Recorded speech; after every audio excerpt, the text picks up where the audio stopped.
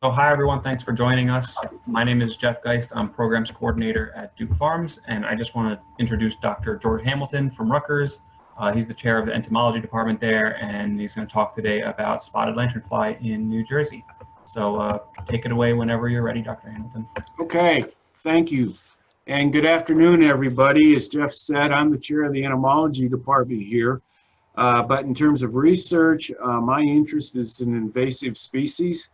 And so this is just another invasive insect that's come into the eastern part of the United States that I've worked with over the years. And what I'm going to try and do this afternoon is just give you a brief update on the biology of the insect, where it currently is, talk a little bit about some of the research that's going on here at Rutgers with this insect. And then we'll talk a little bit about control and the impact it's having from both an agricultural standpoint or a commercial standpoint and private homeowner type situation. And so if you've never seen spotted lanternfly, or if you have but or have only seen it at the levels that we currently have here in New Jersey, this very quick video is just an example of the types of populations that can occur here in the US. This is actually from Berks County over in Pennsylvania, which in a few slides I'll talk about being the point of introduction for this insect. And so what you're seeing here, these are the adults that are out in the fall, and they congregate in these very large numbers with the purpose of feeding, but also the purpose of mating, and then egg laying by the females. And so if you've never seen this before, this is kind of scary. And this is the kind of thing that happens when something gets introduced into a new area without its natural enemies, the things that keep it under control in its native range. And so this is what's happened here in New Jersey. Okay, so we're talking about the spotted lanternfly here. Spotted lanternfly is the insect in the upper right-hand corner of the slide. I have it here with two other leafhoppers from the same family that it is in. It's the Fulgoridae. The one on the lower left with the red and blue striping, that's a native here to New Jersey. We have it in the eastern part of the United States. It's fairly common. It's another species that feeds on trees but doesn't do any damage. And then we've got another lanternfly. This is another Asian species.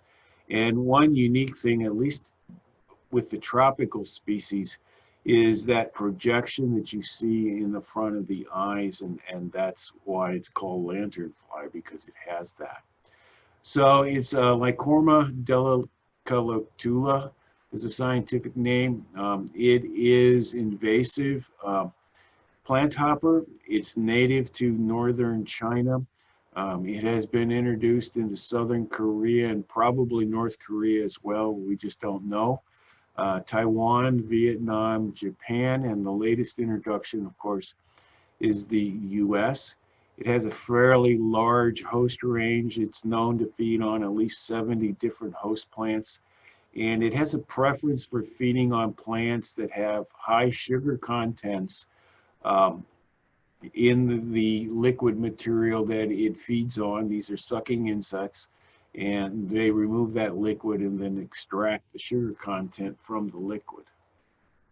So this is just a map to orient you. China, of course, is where it's native to. It's spread throughout the coastal areas here in Vietnam, Japan, South Korea, and Taiwan. People have done some work. This is information from one of our journals where they ran some models looking at temperature and suitability ranges for this insect. And as you can see here, this is the United States, and what you need to look at are the red areas.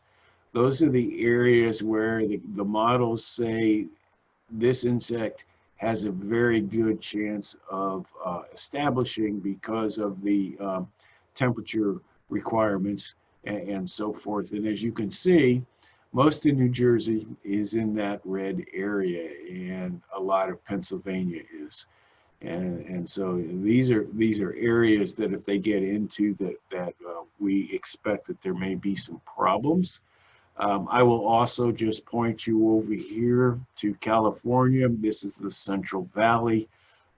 There are wine growing regions over here in the Central Valley, and that's of concern because one of the issues we're having in the East and they've had over in Asia is that this insect likes to feed on grapevines, and that could present itself as being an agricultural issue.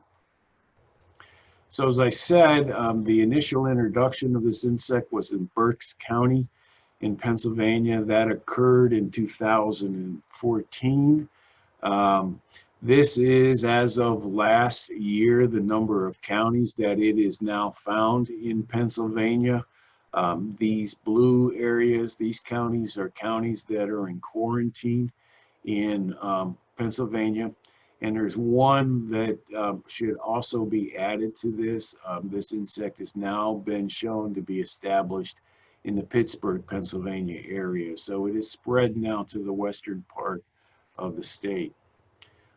Here in New Jersey, this is the confirmed areas that we have. In 2018, it was picked up for the first time in Warren County and in Mercer County, and the state Department of Agriculture decided to quarantine both those counties and Hunterdon County, which is in between them. That it turned out to be important because last year Hunterdon County was the county where the first populations were found on an active farm in the state. Last year, they extended the quarantine area to include Somerset, Burlington, Camden, and Gloucester. We are now up to 9 in Salem. This doesn't mean that it hasn't been found in other parts of the state. It has, but these are the areas that the Department of Ag so far have quarantined, and I'm not sure whether they're going to quarantine any more of them. Quarantining has implications, and we'll talk a little bit about that. On a regional basis, these are the areas where they are known to occur. The blue areas are quarantine areas where we have established populations. And so, of course, Pennsylvania and New Jersey, but we have counties in Maryland, Delaware, West Virginia, and Virginia that are now in quarantine situations. There are also a lot of red dots, as you can see on those maps. There should be more in New Jersey. They just don't have it yet on this map. And those are areas where they found a spotted lanternfly, but there are no known active infestations. And so what these are probably hitchhiking situations. This insect is very good at hitchhiking on cars and other types of things, trains and whatnot. And so that also has implications that we'll talk about in terms of the quarantines. So as I said, 2018, Department of Ag established a 3-county quarantine.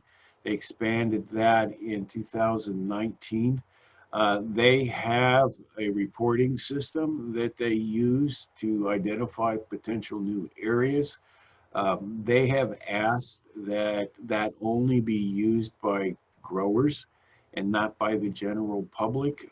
They are very concerned about it getting on the vineyards in the state, and so they don't have the personnel to be able to sort through all of the emails. So we have a reporting email here at the university, and you can see the address there, that we're using this one for the general public, non-agricultural folks to use to report sightings, and I would encourage you to do that. I have an undergraduate that's not on campus. She's quarantined at home, but she can do this with her computer, going through, and she is making a database of all the reports, where they're coming from. And if you supply a picture like you're able to do, we can verify that that is spotted lanternfly. And if you include questions, we actually will get back to you trying to answer your questions. We're also here at the university conducting research and monitoring programs, and I'll talk a little bit about that in just a few minutes. So to give you an idea of the reports, this is what we found in 2018, and you can see where those reports are coming from with the map. We've divided this into positive. Positive means somebody sent a picture. That is really important, because if you don't send a picture, we have no idea, and my student or myself will email you back asking you to supply a picture the next time you see one. It's important because you would be surprised at some of the pictures we get.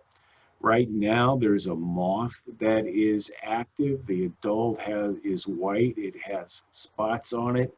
It's called the leopard moth, and people are actually reporting that, thinking that that is nymphal stage of the spotted lanternfly. So it's important that we get those pictures. And of the reports we got, 75.6% of those reports were positive in 2018. And so this just shows you in terms of the total number of reporting, and it very quickly points out that in 2019, the number of reports we got more than tripled in terms of what we received in 2018. And this is an indication that it is spreading and becoming more prominent in the state. Here's a graph with the positive reports for 2019. And again, fairly high positive, 97% positive reports. And you can also see from the graph here that we are receiving most of those reports in August, in September. It starts to decline, or I'm sorry, increase in July and then decline in October. Middle of July through the end of October is the period where the adults are most active. They start to become adults in July. And it's that adult activity that most people are reporting, although right now I'm getting a lot of these reports for nymphs. And that's mainly because the adults are much easier to see. The nymphs are very small, and a lot of people, including myself, can walk right by them without even noticing them. This will give you an idea in terms of the 2-year period, what counties we are receiving the reports from. And you can see very quickly that we are receiving reports from more counties than the state has quarantined. Again, Hunterdon is important. We are receiving most of the reports from Hunterdon County, and that's a big agricultural county. And so it was very important, in my opinion, that the state also quarantined them along with Mercer and Warren County in the beginning, even though they hadn't found it there. Okay, so that's an adult. A lot of people think this is a moth. Part of that's because of the pictures they see. That picture I showed you early on with the wings spread out makes people think it's a nymph. That is basically done to show the coloration that's underneath on the hind wings and on the abdomen and thorax, under the front wings. They're about 1 inch long, so they're very good size. And the front wings are grayish with some pink on them, and they have black spots on them. And if you peel those away, you'll see the underwings, the hind wings, are reddish in color and have black spots. Very striking insect. So this is very quickly the life cycle. The adults lay eggs in the fall from August through November.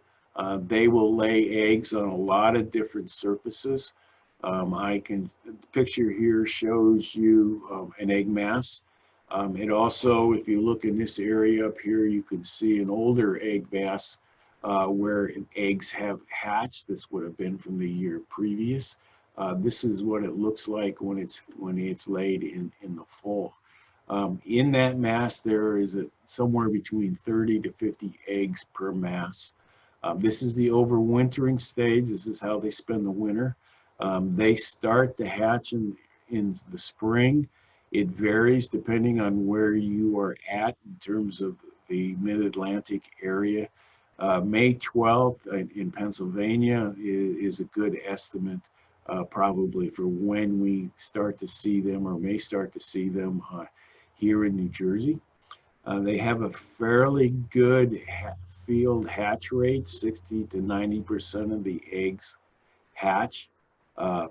That's important. That makes it easier to get large numbers very quickly. In the laboratory, egg hatch is higher, and that has to do with we can provide cooler temperatures, and that does have an impact on egg hatch and survival. So it goes through 4 nymphal instars. This is what the first 2 instars look like. They're white and black. This is what we're seeing right now and what people are sending pictures in. As they go into the later 2 instars, they start to develop red patches on them, and of course they get bigger. These insects are fairly mobile. We know that because colleagues of mine at West Virginia have actually taken the nymphs, and this is a little radio tag that they put on them with some crazy glue, and they can watch them, follow them with harmonic radar as to how far they move across the surface horizontally and how far they can climb. And so on an average, they can move 3¼ feet per minute, which is fairly quick. And the nymphs can also climb up to 16 feet. That's up a tree in 15 minutes. So as you can see, that they are very mobile. So in terms of their survivorship, Tree of Heaven contributes significantly to the settlement and proliferation of spotted lanternfly. All 4 nymphal instars and the adults can feed on this tree, and so this is a host that they can complete their life cycle without leaving the plants. But the good news here is that we only have 1 generation of this insect per year, unlike some other insects like the brown marmorated stink bug, which has 2. This is a good thing, only having 1 generation. This is just a diagram, again, that gives you the progression through the months of the year. So there are eggs starting in September, and you will see those egg masses starting to hatch in mid-May through the end of June. First instars in May and June. You see the second instars in late June into July. We can see some third instars in June and July. And then July to September, we see the 4th instar, and then we see the adults anywhere from, again, July through usually October, although when we have a winter like we had last year, we could see them all the way through December. And then they're laying eggs from September through December. And so this is where they were in May of 2020. On the 18th, these are pictures taken by one of my colleagues, Dr. Ann Nielsen, and these are nymphs that she found on Tree of Heaven that she took a picture of. And so they're out there in the middle of May. All right, so this insect doesn't have an obligate diapause. Diapause is what we call the process that insects go through. It's like a hibernation. If they have an obligate diapause, that means that they have to remain dormant for a period of time to accumulate enough cold temperatures. That's important for egg hatch. It also has an impact on development. For this insect, 8 degrees C is the critical threshold for egg hatch. If we reach that temperature in the wintertime, we will have better egg hatch than we would if we don't. And they need to accumulate for 550 degree days. Degree days is a calculation that we make based on the average temperature on a daily basis and what the critical developmental threshold is for the insect. And it gives us a way to track physiology. And we can do this because they're cold-blooded. And so the amount of degree days for hatch is determined by the length of time at cold temperatures. And so the longer they're cold, the less degree days we need for them to hatch. Now, we're refining this. One of my graduate students is actually working on doing the temperature work that's going to feed the model and refine it.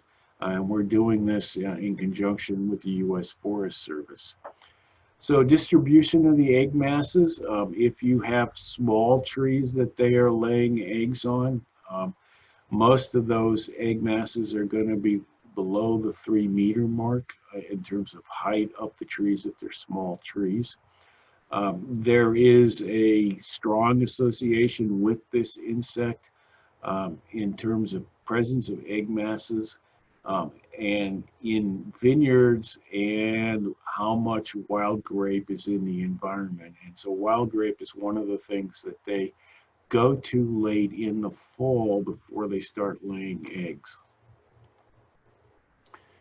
This is just a list of the different plant families that they are known to feed on representatives of.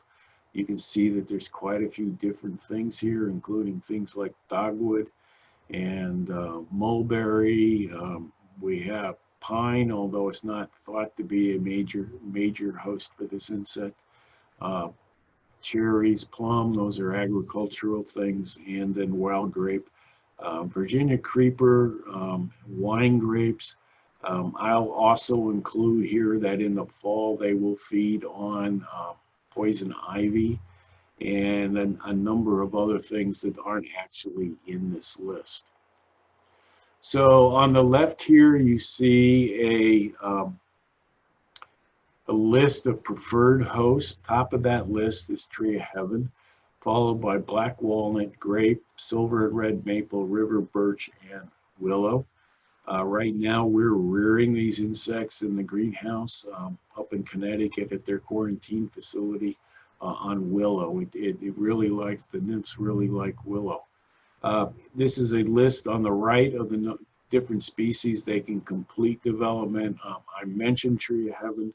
They can develop completely on just feeding on black walnut, China berry, tulip tree, sawtooth oak, hops, oriental bittersweet, and butternut. So for those of you that don't know what a tree of heaven looks like, that's a tree of heaven on their left. That's a mature tree. The pictures are how you determine whether the tree is a male or a female tree. The presence of the inflorescence and then the seed pods, that's a female tree. And so that's important because one of the management strategies is to cut down tree of heaven, and the emphasis is to cut down the female trees on a property so that they can't contribute any more seeds to the seed bank and create new tree of heavens and have to go through and redo that again. And we'll talk about that in a few slides. So if you don't know how to identify tree of heaven, because it does look somewhat like a sumac tree, it has pinnate compound leaves, which is what we're talking about here. At the base of each leaf, they have one or two what we'll call teeth in the leaflets here, and you can see an example of two here and one here. They have smooth leaf margins. I'm told that if you crush the leaves, it smells like rotten peanut butter. I'm not sure what that smells like. I've done this and it doesn't smell anything to me like peanut butter. So I'm not quite sure where that comes from. And as I've said, it does contribute significantly to the settlement and proliferation. And in the fall, the adults show a preference for tree of heaven. Walnut, this is a walnut. All those dark areas on there are developing walnuts. And they tend to we find these on them late in the year, although they can be on there all year long. Dogwood, this is one that surprised me. However, I guess I shouldn't be. This is also a host for the brown marmorated stink bug that I never would have thought of. So dogwood, again, is another host. And sugar maple, this is a concern because if it does cause any economic impact on sugar maple, the maple syrup industry, not that we have a large industry here in the state, but if this was able to move northward, there would be big concerns about that. Okay, so in terms of recommendations for management, I'm going to divide these into non-chemical and chemical management tactics. These are tactics that were originally developed by Penn State and the Pennsylvania Department of Agriculture. And it starts with the scraping off of egg masses. I am old enough to remember when we had huge outbreaks of gypsy moth in the late 60s through the 70s and into the early 80s in the East Coast. And one of the things that we did to try and control this when I was a kid was to go out into the woods and scrape all the egg masses off the trees.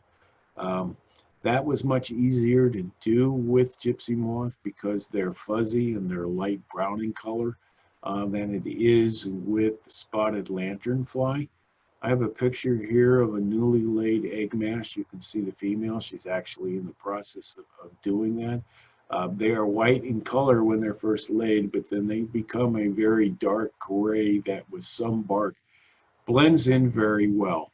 And so they can be hard to pick out. But if you can take a hard card or some hard surface, scrape them off.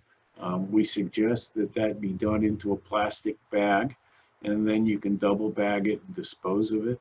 Or you can put the eggs in alcohol or hand sanitizer. Although today I think I would just use the alcohol. I don't think I'd use the hand sanitizer, at least till next year. And that will actually kill them. The other thing that you can do is tree banding. And so I have a picture here of a tree band that's yellow in color. It has sticky material on it that traps them and they can't get off, although that's not a perfect scenario. This one's yellow. I would recommend that you use brown sticky tree bands instead of yellow. Yellow is attractive to a lot of different insects.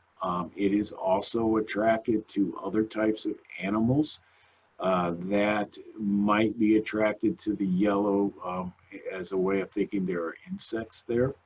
So there are data out there that show from Penn State that the yellow sticky bands and to some extent the brown ones catch what we call bycatch, including birds and lizards and other types of small animals that we might not want to be catching. You also, if you wrap these around the trunks of the trees, you need to remove them regularly, because if you let it get to this level of numbers of insects, these adults are pretty smart. If they get that many on a sticky card, the ones that aren't stuck will just walk across the card over on the backs of the ones that are stuck there. So you can't just put it out there and just leave it there, because eventually it will not be effective anymore at catching them. Okay, part of the program, the next step is to look at your property and see if you have tree of heaven. Again, it is a preferred host. The program calls for you to kill 90% of the tree of heaven trees on the property. This is if you have them already, okay? And so in that 90%, we want to kill as many of the female trees as we possibly can. And then once we do kill them, they need to be treated with a herbicide. These are the recommended herbicides. The top 3 are available to landscapers, tree people, and whatnot, farmers. The only one that's really available to the general public is glyphosate. That is Roundup. And this needs to be done because these are very hardy trees. If you don't treat them with a herbicide, they will either send out runners and trees will come up around them because you haven't killed the suckering system or the root system, or they will actually refoliate themselves. So this has to be done. And then the recommendation is then to treat the remaining trees in May with 10% dinotepfuran. I'm not sure how I feel about this. Dinotepfuran, there are issues with pollinators.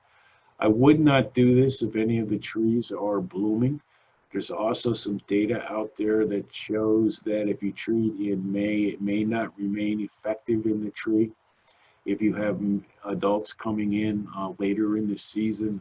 So you might want to wait until you actually see them on the tree if you want to target the adults. So if you don't have tree of heaven at your property, we are not recommending that you go out and spray all your trees for this insect. We only recommend that if you see spotted lanternfly on your property on trees. The thing to remember here is if you're going to treat, be sure you use an insecticide that's labeled for use on ornamentals or on the specific tree species that you want to treat, and that you follow all of the label directions. Now, on the right-hand side here, I've given you the materials that are the ones we're recommending, and this would also be for commercial and homeowners. So there are some contact insecticides. All that means is that when you spray them, the material contacts them and enters their bodies immediately and they die.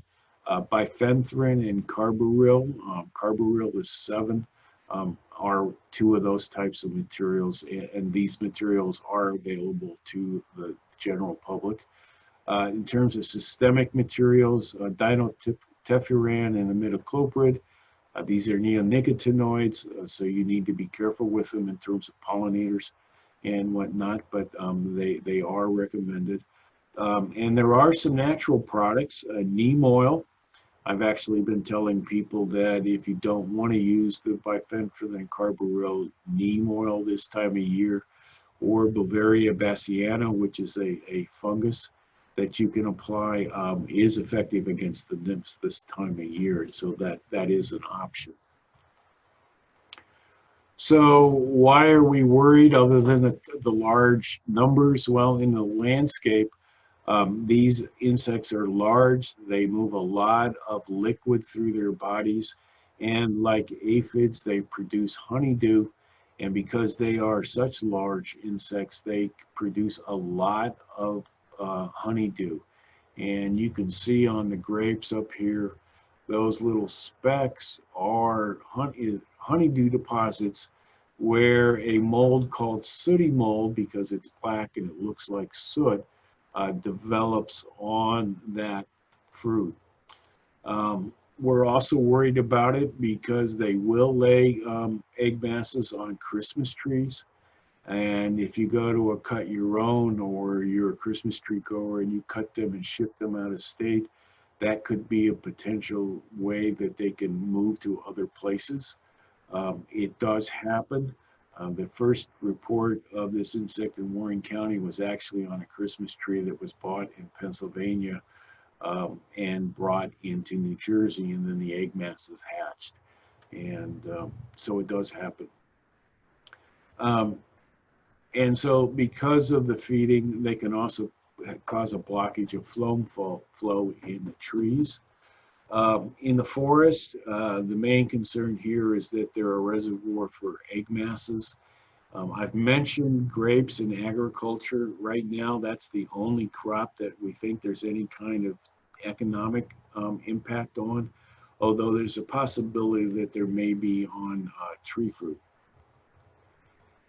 And so again, this is the adult, and the dark areas here are sooty mold from honeydew that's being deposited from insects that are up in the upper portions of the tree. And if you look right here below the eyes, this tube here that you see going all the way down between the front legs, that's their mouth parts, and that's inserted into the bark of the tree. Now, the sooty mold, and in high population areas, it's been equated to hearing rainfall. Again, they can produce lots of this. It gets all over the understory, and there's some evidence that that interferes with photosynthesis of the understory plants, and that's an issue. So here's an orchard, or a vineyard actually, in Pennsylvania, where the vineyardist lost all of his vines. Going into the fall, these vines look fine, but they had large populations of the lanternfly in the fall. And in the spring, this is what happened, or actually what didn't happen. They didn't leaf out, the vines all died. And they are equating this to damage because of the feeding of the spotted lanternfly. And here's just a picture of the lanternfly feeding on the grapes. And so again, no damage reported on any other agricultural commodity except for grapes. So here's a little bit of phenology in terms of 3 of the host plants. These insects will switch between different host plants. And so this is from New Jersey. This is some data that Dr. Nielsen and her graduate students have developed. And so we can see that for grape, they are in the grapes in June and July, and then they come back in late September and October. So here they'd be feeding as nymphs. Here they've come back as adults. Black walnut, we see them in July and August. Same thing on Atlantis, which is tree of heaven. We also see them on there in September. And then, so you know, this is when we start to see the adults. So again, they're moving around between different host plants. There's work also being done looking at how to surveil for these things so we can try and slow their movement. Biosurveillance is really important for the management of rare species and to detect them at low densities. But it's also very, very important for invasive species when they first get introduced to try and find them before they become a large problem, which is usually when we realize that they are there. And so there are programs that are used for other insects, slow the spread, or STS, and rapid response programs. They do this for gypsy moth in the Midwest at the outer boundaries of its expansion. And there are estimates out there in countries like New Zealand, which is very concerned about non-native insects getting into their country, that they estimate a 1% increase in detection rate would save $10.4 million. And so that's significant. And so the question here is, how do we do that? And so you need a reliable monitoring tool. And again, how do you do that? Well, There is some work being done here by Julie Lockwood here at Rutgers. She's in the ecology department here at Rutgers, and her lab has been working with what's called eDNA. It's been used in the past in aquatic environments because it's DNA that is somehow left behind by an organism. And in the example here, it's to detect invasive carp. They defecate, scales come off, other things. That leaves eDNA in the water, and so they've developed systems that they can use to siphon water through filters and then do an analysis and find the DNA before you know that the carp is even there. So Dr. Lockwood's lab is trying to adapt this to use with terrestrial insects, where they take wash water, and this is kind of the idea here. So these are apple trees, and this is where they did it first. The fruit that comes off those apple trees goes to the packing house. It gets washed with water. And so they've developed ways to collect that water, and then they run it through a filter, and what's left over is put in a little tube, and then they do their DNA analysis. And so they've developed a system for spotted lanternfly where they wash plant material with water, or they have a roller system that they can roll trees with, and then they can spray it on, and they collect that water and do their analysis. And so this is her team. This is Raphael Valentin, the PhD student that was in charge of this. And what he's doing here is he's washing plant material where they think there are spotted lanternflies that they can't see up in the tree. And that's because there's sooty mold on these leaves. He's washing it here. They collect that again, then they filter it and do their DNA analysis. And so they used this here in New Jersey to detect spotted lanternfly in a high-risk agricultural crop where it was not known to occur. In other words, they could not find it anywhere in the vineyard. But using this system, they detected it in those vineyards before they knew they had it, which is important because it gives us a way to, early warning system is basically what I would call it.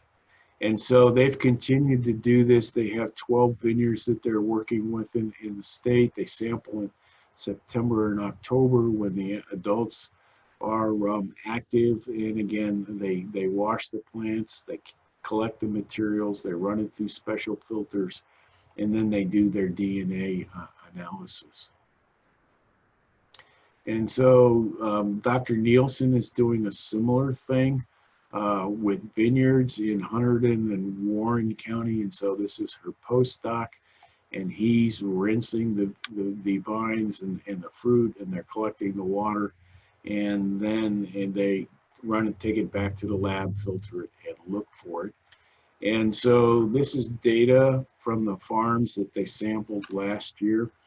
And so using eDNA, they actually detected the DNA on one farm in Atlantic County, and two farms in Hunterdon County and one in Warren County, where in all but one, they didn't find anything visually.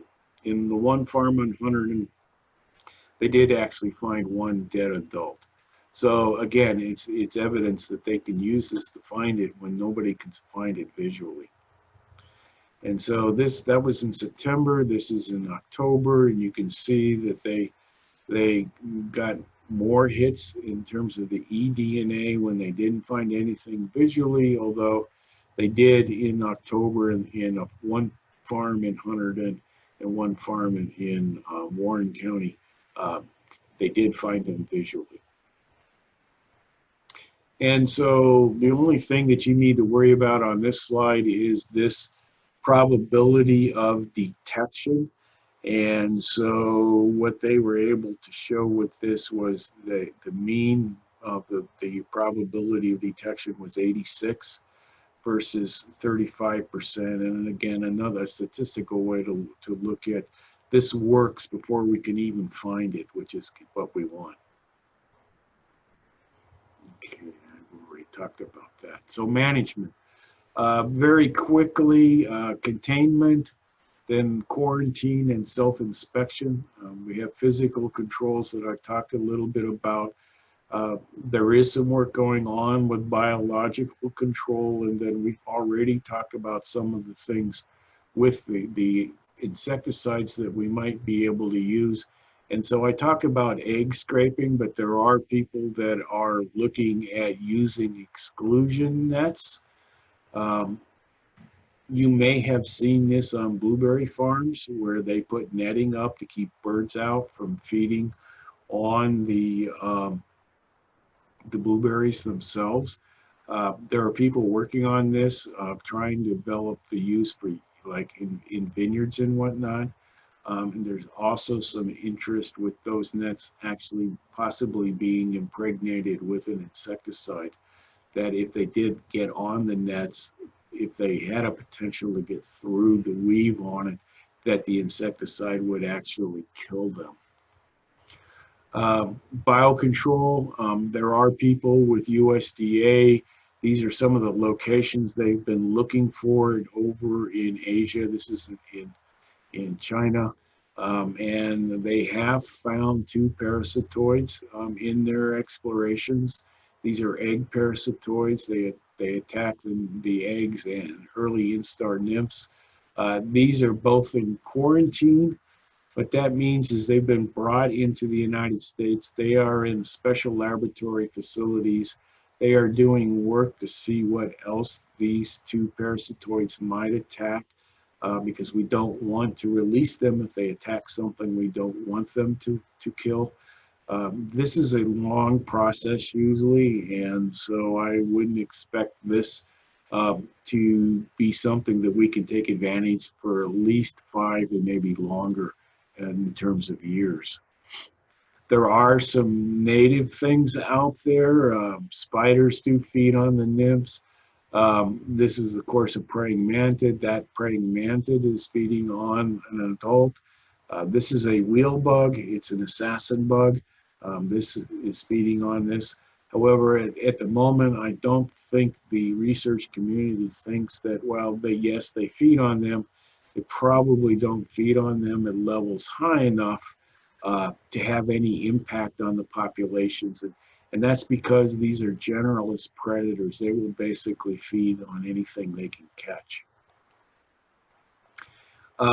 There has been a parasitoid that's been found parasitizing lanternfly egg masses.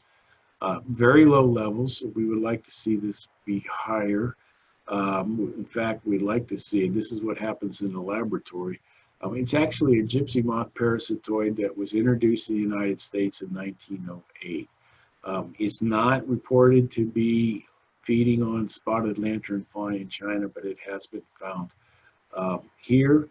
And there's some hope that this may be something that we can take advantage of. Pesticides, what we use and the timing for controlling this insect, as I've kind of mentioned, is important. This is a long list of things that can be used.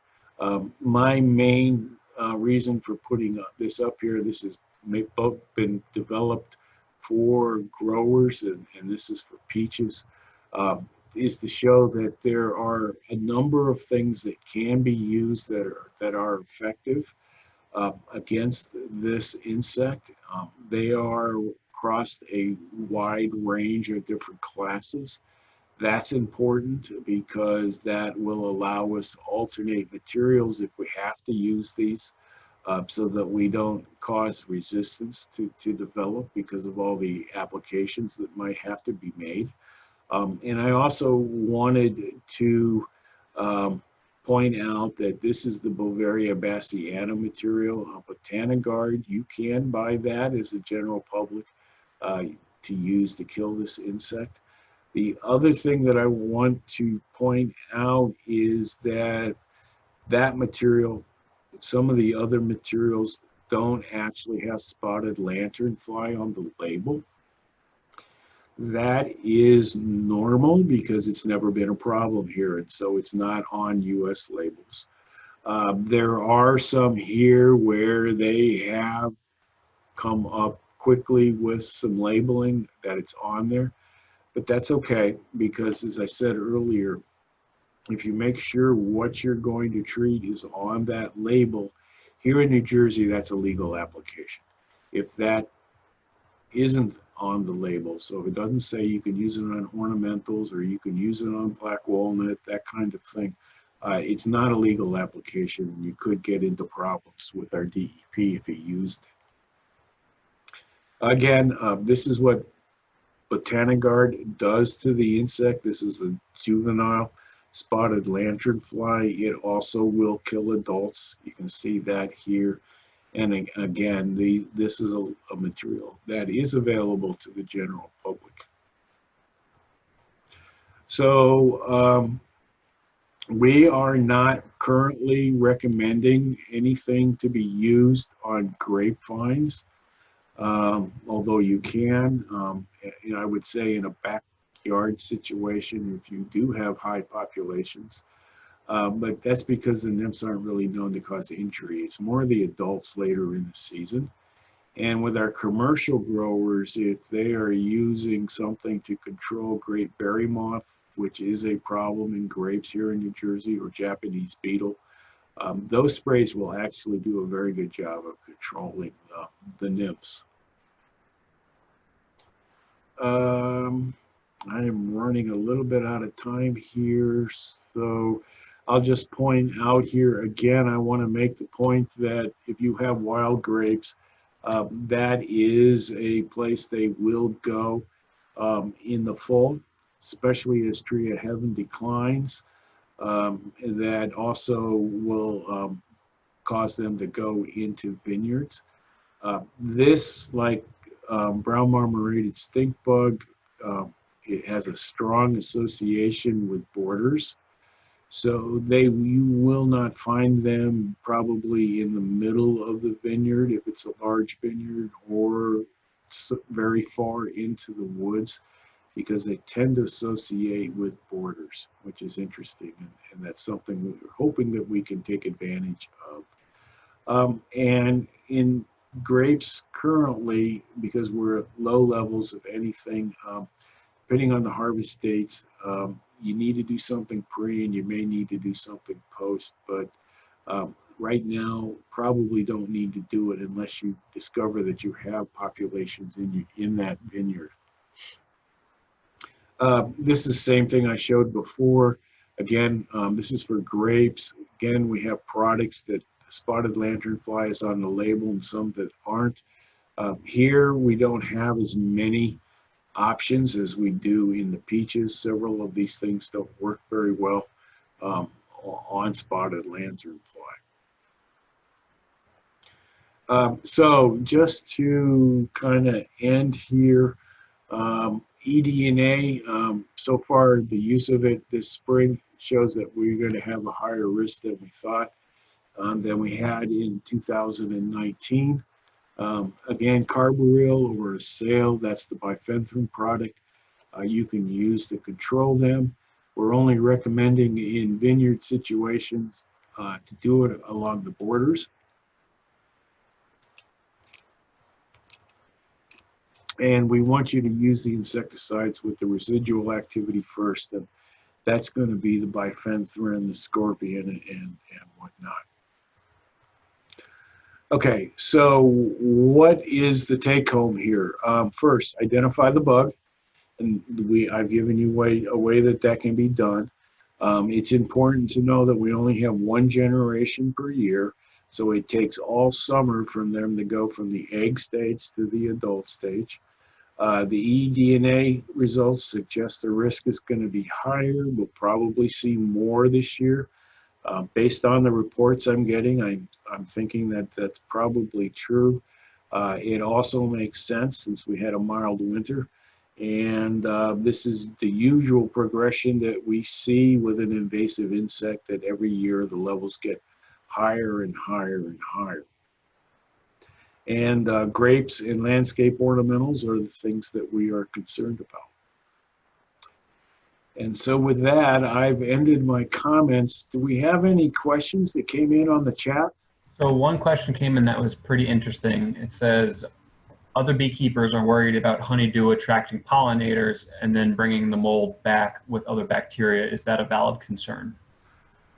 I have not actually seen any data on that. I'm not sure about honeybees, whether or not that would be attractive to them in terms of honeydew.